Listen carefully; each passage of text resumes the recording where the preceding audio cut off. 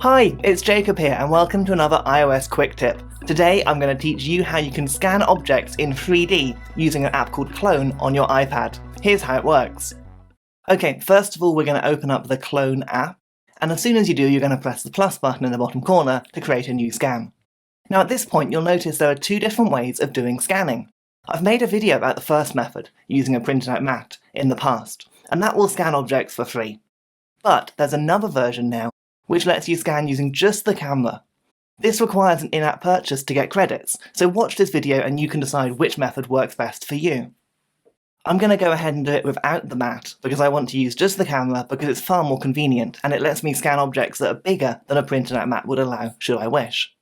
Now when I select this option, we're going to have an object ready to scan. It needs to be in a fairly uncluttered environment with good lighting all around, and we're going to line up the augmented reality dome over that object. The closer you get it the better, and tap the screen when it's covering your whole object. When that's in position, you're going to start your scanning. Now I mentioned having good lighting earlier. You can turn the flash on in the top left corner, which gives that little bit of extra light from the iPad as well, and when you're ready, simply press record in the top right corner. Now as you move your iPad, you'll notice that dome starts changing colour.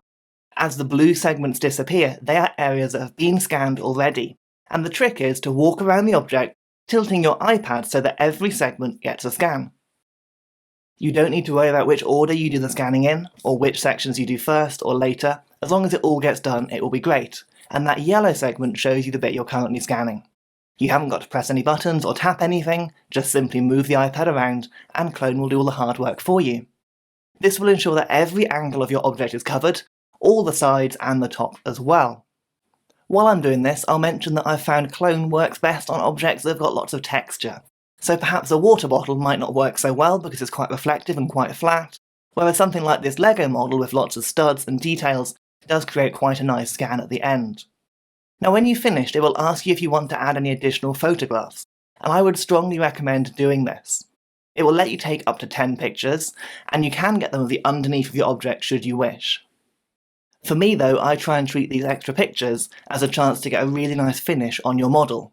In my head, I imagine that tilting the iPad around the dome gets the 3D shape, and the pictures add the texture on top. I know really Clone does it all at the same time, but that's how my head likes to work.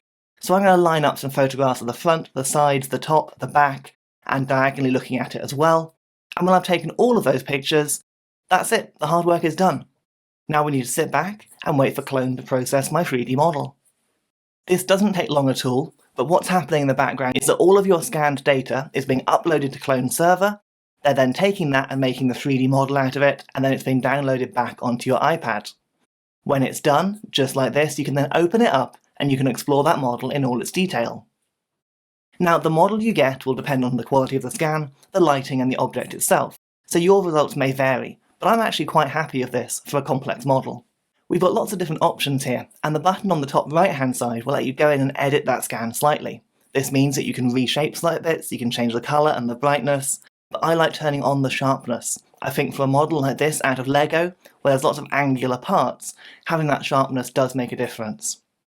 Then, back on that model overview screen, I mentioned earlier with the photographs that you can actually get a picture of the underside of your object as well to make a complete 3D model.